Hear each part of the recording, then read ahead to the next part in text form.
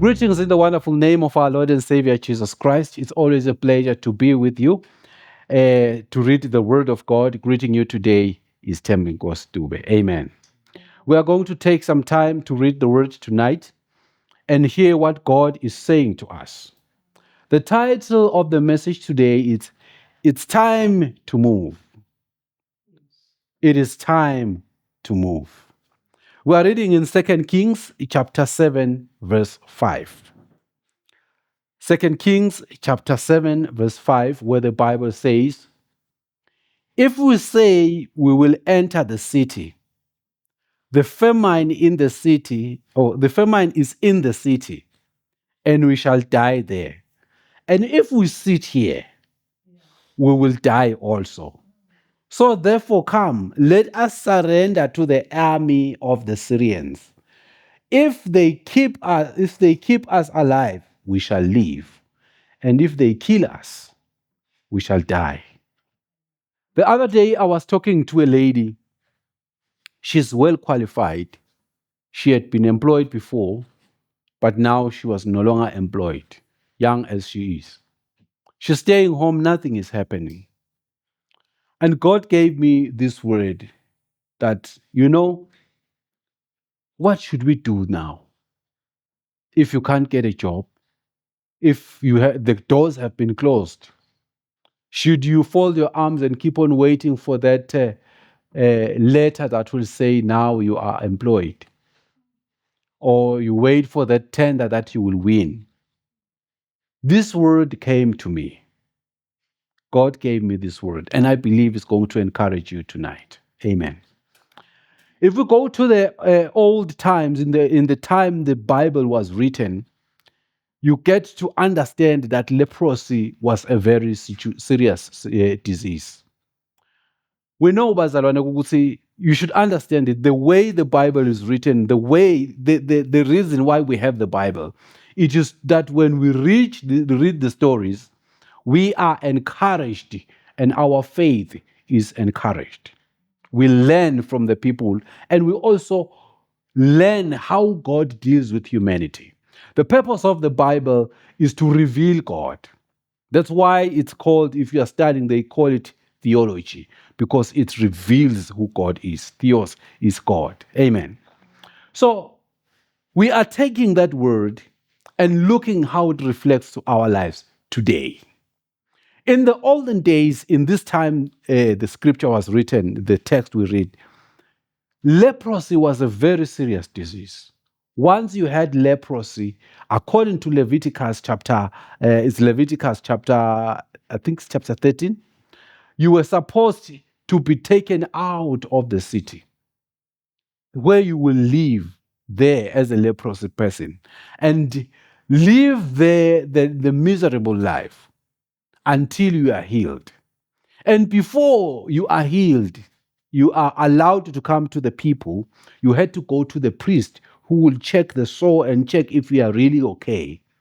He will not give you medication. He will just check if the sore declares that you are now a person who is fit to come back to the people. Otherwise, you remain outside the people, outside the city. It's like you are rejected, and you wait for God to heal you for that day when these things will be healed. And there was no medication to treat you at that time. So it was a very, very, very, very sad and terrible disease to have, leprosy. And whenever you see somebody coming next to you or is walking, and maybe you are walking, you will raise your hand to say, unclean, unclean, I'm unclean, before they could come close to you. So the situation we are reading here is about lepers who were outside the city. The city where they were living, where the children of Israel were, had been under attack. The army of the Syrians had attacked the city right round and closed all the food supplies that were coming into the city. They had nothing. The Bible says in 2 Kings chapter 6, a head of a donkey was so expensive. The situation was bad. Inflation had taken place because there was less supplies and more demand. So in this situation, These lepers are living outside the city. They can see that the city where they used to live, where there was food, there's absolutely no help there. The people who are there are also struggling because there is no more food. And the army is there, is covering right around the city that nothing comes in. And as the lepers outside, it's the lepers, and there is the army, and there is the city. They are rejected by the city, but there is the army that will kill them because they are Israelites, but they need food. And they thought, what should we do? Hence, we read this word. They said, even if we stay here, the famine will kill us. We will die because there's no food. But if we go into the city, it's useless. The city has nothing to eat. Regardless of the fact that they will reject us, there is no food for us to eat there. So we are useless. It's useless going back.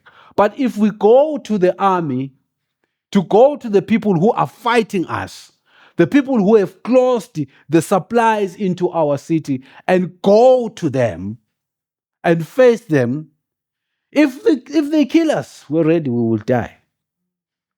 But at least we would have tried out something. But if they allow us, it's okay. So as you read the whole story, because it is a long story, the Bible says they eventually left and went to the army, where the army is, because they knew that after the army there is food. The Bible says God made or did something that was amazing.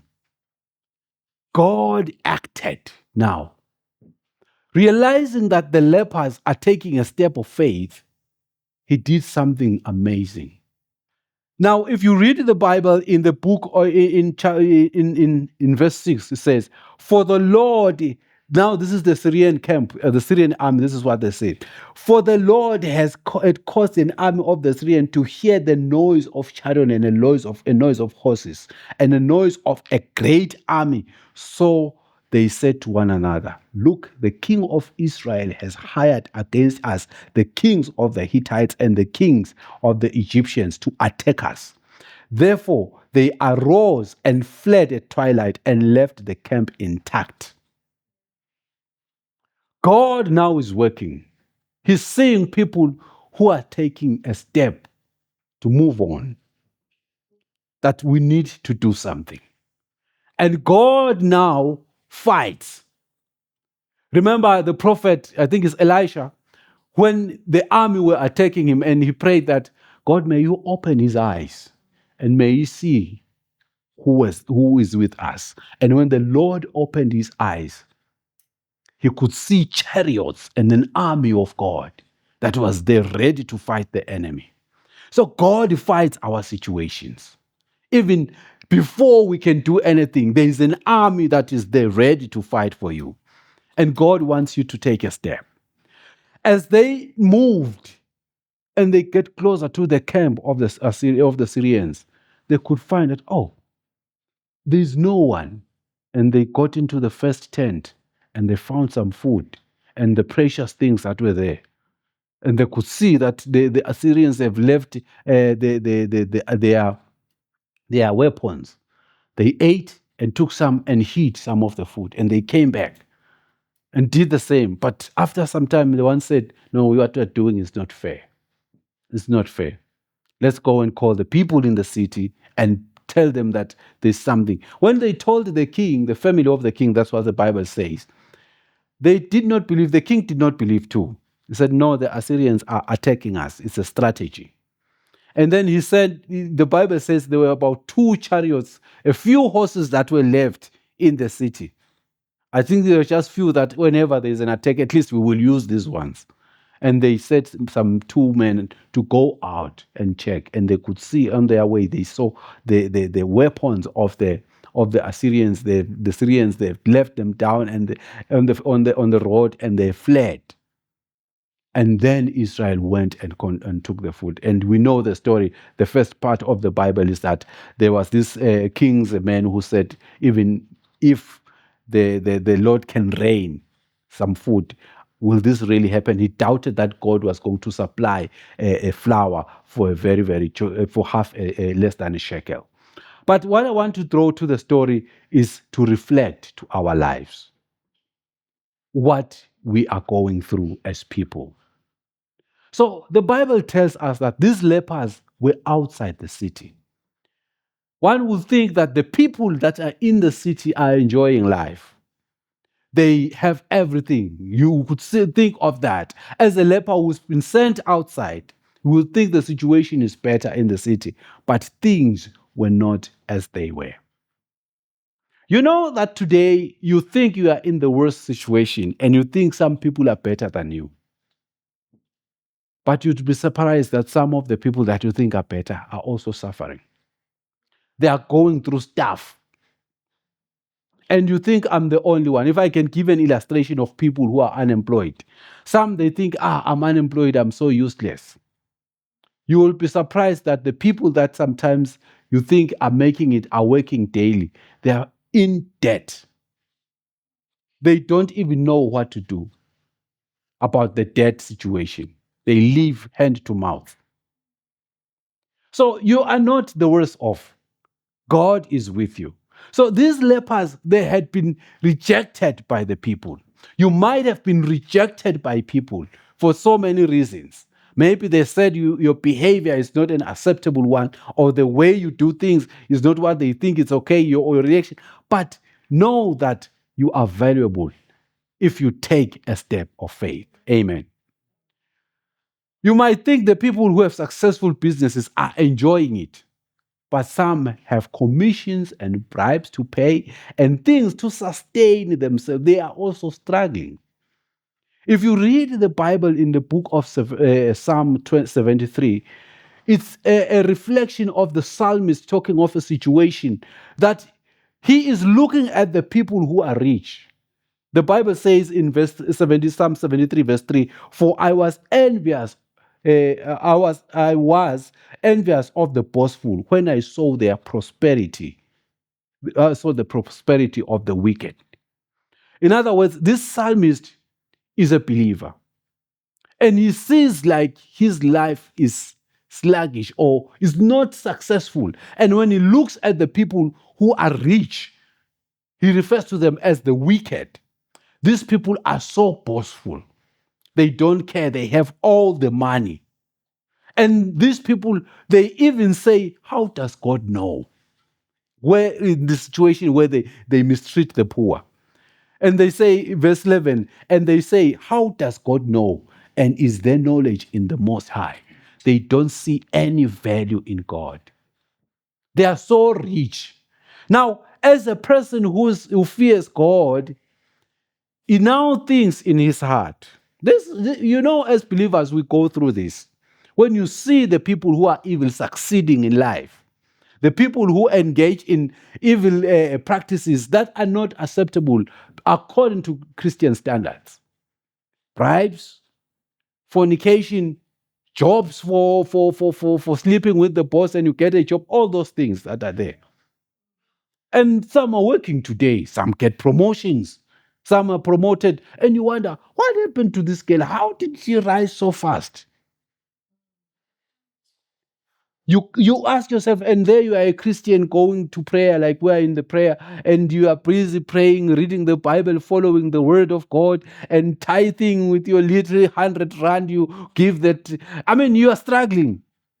The psalmist is in that situation. He's saying, surely I have cleansed my heart in vain and washed my hands in innocence.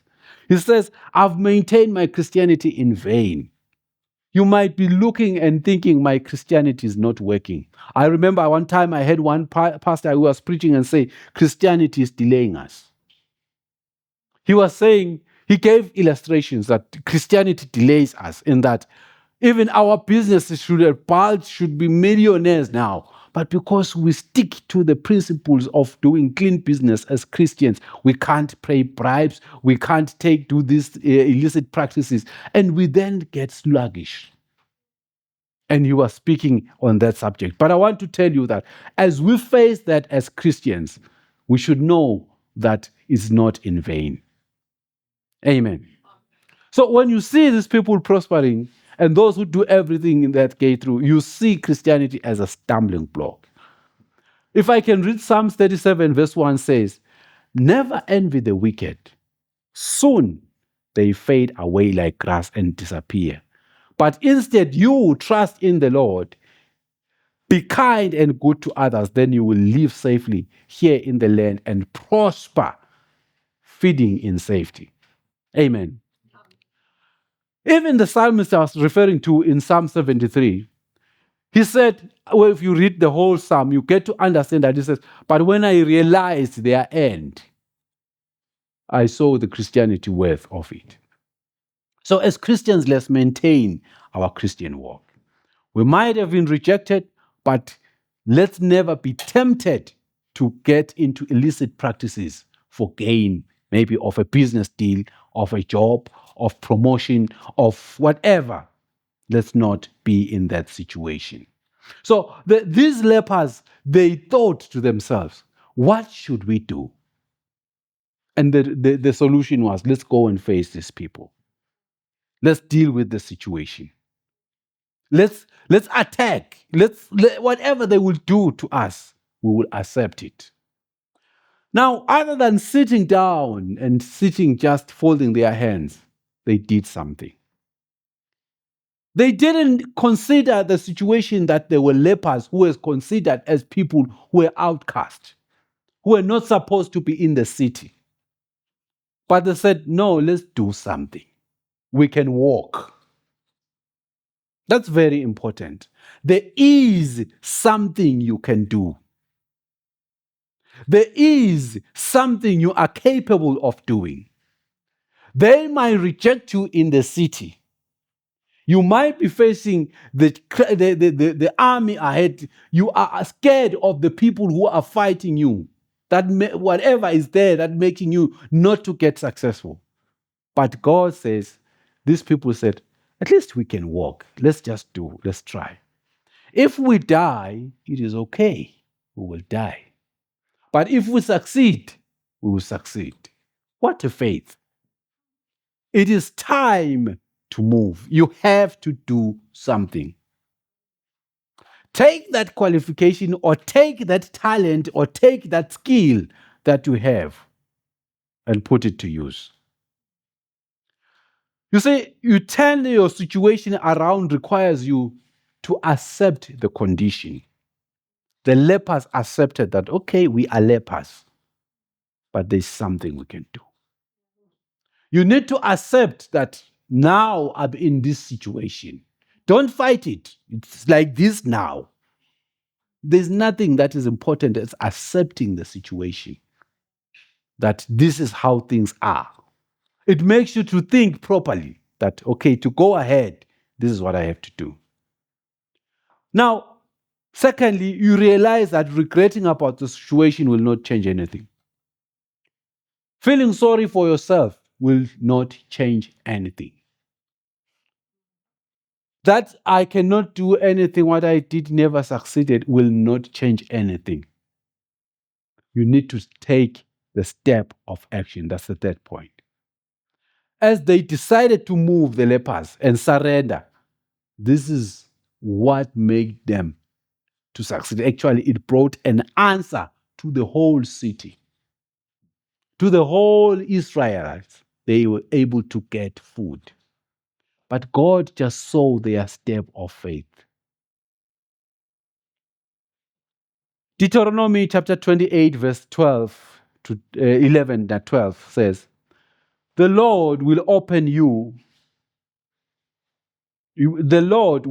to you his good treasure, the heavens, to give the rains to your land in its season, and to bless all the works or the work of your hand. You shall lend to nations, but you shall not borrow. And the Lord will make you the head and not the tail. You shall be above only and not be beneath, if you heed the commandment of the Lord your God, which I command you today, and are careful to observe them. But what I want to quote is that, and bless all the work of your hand. If you take the step of faith, Yes, living in the commandments of the Lord, considering the Psalms 73 I've talked about and Psalm 36, you get to understand that God will bless the work of your hand. You need to take a step. You do not need to fold your arms and wait to be told that you are healed. The lepers would have said, no, we will wait until the priest says, now you can get into the city. But they said, regardless of the situation that we are in, let's take a step of faith. You do not need to wait for the human resource manager of a company to tell you that you now have a job, but you need to take a step of faith. Regardless of the unemployment situation, put your hands at qualification and mind and skills to work. Now, I want us to consider at what God does. I believe God saw that the lepers are now taking a step and he acted. Think if the lepers didn't go to the army of the Syrians, nobody would have known. Assuming God did what he did such that they ran away, but nobody would have known that there is a solution to their problem. The city would have known because they were not moving to the army. They were scared of the army. So in other words, somebody had to take a step and go to the army. And the people who had been rejected took the step and went into the army. So that brought the solution to the whole city. Amen. Now, once you think of acting, God is working on your side. And whatever you put your step of faith to do, it's a solution to the people who cannot do anything. It's a solution to those who think they are comfortable. Have you ever started something and then somebody comes and say, can I please get a job? Or can you please help me? You are unemployed, you are not working, and somebody who is working and lends money, borrows money, asks for money that you assist him. That's God working for you. But God needs you to take a step. Tonight, I want to encourage you. Wherever you are, understand the situation that you are in. You might be employed and you are not satisfied with your salary and things are not working. Or you are running a business. It seems like it's on a plateau or in a valley. You need to take a step of faith. Sitting and not submitting that proposal or submitting that application letter or starting that whatever you want to start will not make you to get a solution. You have to move. Send that proposal, send that application, do something. God will do mighty works. To that you think you cannot qualify to get into, which is the army of the Syrians, God will work his mighty works and there will be food for you. Those things that are blocking, they will run away themselves without you even knowing. You won't even need to do anything. God will work out for you. So God will make the people here, if I can talk for someone who is in business, just to illustrate how God works. While you think of God, of acting, God is also working on your situation. He knew the lepers. The Bible says the army of the Syrians, they had chariots. And the chariots were seriously not there physically. They were not there. People will see you as the best supplier of a product, assuming you get into the cake business. They will say, no, there's someone who does this thing better, and we are scared of him. And they see you as a big competitor, yet you are just a small company. You are supplying your catering applications to tender. And those that are thinking of applying, they say, there is Dube Lapa, we won't succeed. And Dube is just a small company. I'm talking from experience on that. I've run companies. I've started very, very micro. And somebody will come and say, "Oh, I thought it was a big company, so many people." And you are surprised. Even sometimes you're applying, you are bidding for something, you are so small. I remember at some point in time, we bid with big companies. And we're just a few people, I think we're about 4 in the office. 3, I think. And we bid for that bid. And when the results and the scores came out, I was surprised, huh? I beat even big companies in scoring. Why? God does things in his mighty ways. You need to submit that proposal. You had to start that business. You have to apply that job. You have to start moving. It's true. The arm is there. The blockade is there. We cannot deny that. Blocking is there. But God wants you to take a step of faith and move. And when you do that, he will remove everything. Now, when these people, when the lepers were now acting, they entered the camp of the Syrians and they found the food. They ate. At this time, they had not realized that God had given them more than what they had tapped into. When they hid some of the food, they thought, we just got this tent. Let's just get what is here and hide it. It's enough. You see, what you have tried, and maybe you get that small tender, and you think that's enough. Oh, I've got enough money. This is enough. Oh, this is more. This is a very, very good job. Oh, this is enough for me. And you think that, let me just hide this. I don't want anybody to see. You'll be surprised that God has more than what you think you can carry. He has more for you. It's only for you to take a step of faith. There is more that is not only going to help you, it's going to help your friends, it's going to help your family, it's going to help the whole nation. If I can talk in the context of Eswatini, in Eswatini.